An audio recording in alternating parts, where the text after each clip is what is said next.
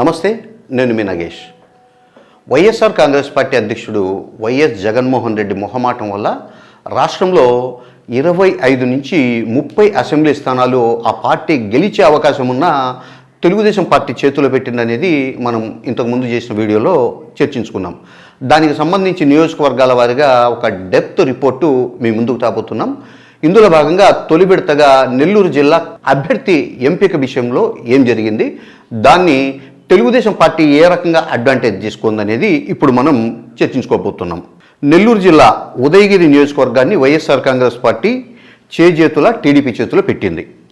ఆ పార్టీ అభ్యర్థి మేకపాటి రాజగోపాల్ రెడ్డి అక్కడ ఓడిపోతాడని సర్వేలన్నీ చెప్పినా కూడా మేకపాటి రాజమోహన్ రెడ్డి కుటుంబంతో ఉన్న మొహమాటం, ఇతర సంబంధాల వల్ల వైఎస్ జగన్మోహన్ రెడ్డి మొహమాటానికి పోయి రాజగోపాల్ రెడ్డికి అక్కడ టికెట్ అనౌన్స్ చేశారు.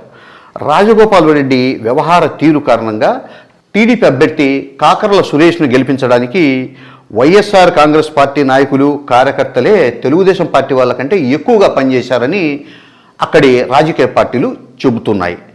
వైసీపీకి చెందిన బలమైన నాయకులు మాజీ MLA Onteru Venugopal Reddy, DCC bank chairman Mettukuru Dhanunjaya Reddy, police housing corporation chairman Chiranjeevi Reddy, realtor Undela Guruvareddy, Varikuntapadu Andhra Balaguruvareddy లాంటి వారిని రాజగోపాల్ రెడ్డి తీవ్రంగా తన మాటలతో అవమానించి వారికి వారుగా పార్టీ మారేలా బలవంతంగా తెలుగుదేశం పార్టీలోకి పంపించారు. ఇలాంటి వాళ్ళంతా మనసు చంపుకుని టీడీపీలో చేరినా కొంతమంది టీడీపీలో చేరే అవకాశము మనసు అంగీకరించక వైఎస్ఆర్ కాంగ్రెస్ పార్టీలోనే ఉన్నారు. ఇలాంటి వారిలో చేజర్ల ఎంపీపీ చలమారెడ్డి మరికొంతమంది పార్టీలో ఉన్నప్పటికీ కూడా రాజగోపాల్ రెడ్డి పోకడల వల్ల సైలెంట్ అయిపోయారు. ఎలాగైనా తాను గెలుస్తున్నానని, రాష్ట్రంలో వైఎస్ జగన్మోహన్ రెడ్డి హవా నడుస్తోందనే ఒక అతి విశ్వాసంతో మేకపాటి రాజగోపాల్ రెడ్డి నియోజకవర్గంలో 1000 నుండి 5000 ఓట్ల వరకు ప్రభావితం చేయగలిగే అనేక మంది నాయకులను మీకు నాతో పని లేదు, మీరు వెళ్ళిపోండి అని చెప్పడం, లేదా మీరు ఎన్నికల్లో పని చేయాల్సిన అవసరం లేదని ఆయన తన దగ్గరికి కూడా రానివ్వకపోవడం కూడా ఈ ఎన్నికల్లో ఆయన ఓటమికి మరొక కారణంగా మనం భావించవచ్చు.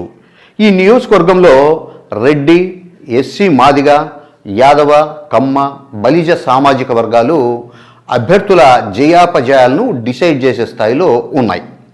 అయితే వైఎస్ఆర్ కాంగ్రెస్ పార్టీకి బలంగా ఉన్న రెడ్డి సామాజిక వర్గం ఈసారి మేకపాటి రాజగోపాల్ రెడ్డికి 60% పైగా ఈ ఎన్నికల్లో మద్దతు ఇవ్వలేదు. వారంతా కూడా తెలుగుదేశం పార్టీ అభ్యర్థికి ఓట్లు వేసినట్లు ఒక అంచనా.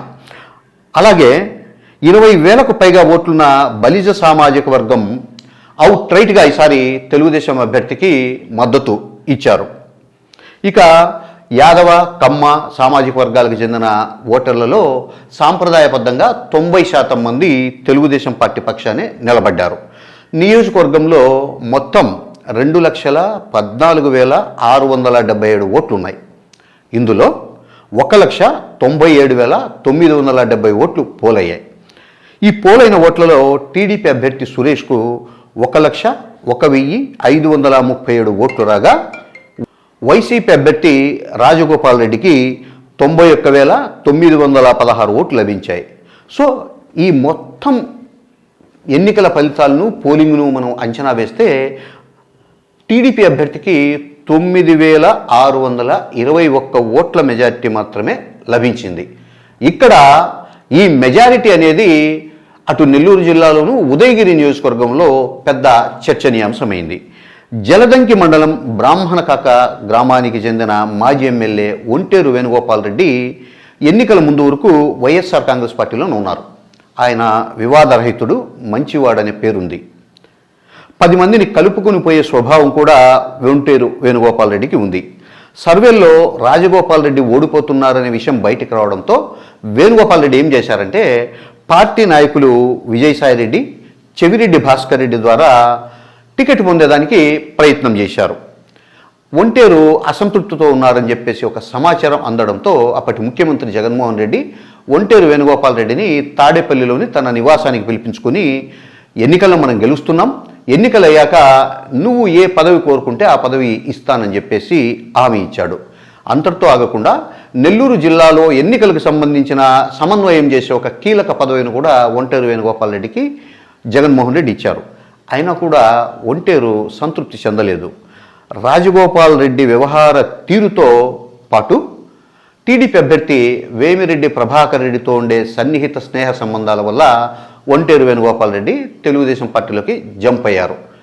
ఈ ఎన్నికను ఆయన ప్రతిష్టాత్మకంగా తీసుకుని తన సత్తా ఎందుకు చూపించుకోవాలని చెప్పేసి రాజగోపాల్ రెడ్డిని ఓడించడానికి సాయశక్తులా కృషి చేశారు. అలాగే ఈ ఎన్నికలో ఆయనకు వైఎస్ఆర్ కాంగ్రెస్ పార్టీ టికెట్గా ఇచ్చి ఉంటే ఖచ్చితంగా విజయం సాధించి ఉండేవారని ఇప్పుడు వైఎస్ఆర్ కాంగ్రెస్ పార్టీ వర్గాలు కూడా ఒక అభిప్రాయం వ్యక్తం చేస్తున్నాయి. ఎందుకంటే ఆయన మృదు స్వభావం, 10 మందిని కలుపుకొని పోయే ఒక వ్యవహార తీరు, ఆయనకు సొంత మండలంలో ఉండే ఒక 10-15 వేల ఓట్ల వల్ల ఆ ఓట్లని వేణుగోపాల్ రెడ్డి అంటే కన్నా వేణుగోపాల్ రెడ్డికి టర్న్ అయ్యేటివి. 10,000 ఓట్లు వేణుగోపాల్ రెడ్డి సాధించి ఉంటే కనీసం 400-500 ఓట్లతో గెలిచి ఉండేవాళ్ళు అనేది ఒక విశ్లేషణ.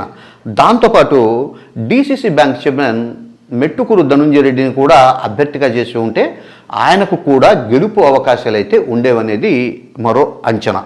సో ఇక్కడ జగన్ మొహమాటమే వైసీపీని ఓడించిందనేది క్లియర్గా తెలుస్తోంది.